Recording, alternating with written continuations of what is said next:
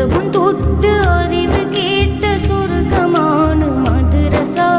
അവിടം ചെന്നിരുന്ന കാലമോർക്കുമ്പോഴെന്ത് രസ. അധർമ്മം വിട്ട് അറിവിൻ വെട്ടം കാട്ടിത്തന്നു മദ്രസ. അതിരുകളില്ലാത്തതാണ് മദ്രസയുടെ പോരിശ. അതവും തൊട്ട് അറിവ് കേട്ട സ്വർഗമാണ് മദ്രസ. അവിടം ചെന്നിരുന്ന കാലം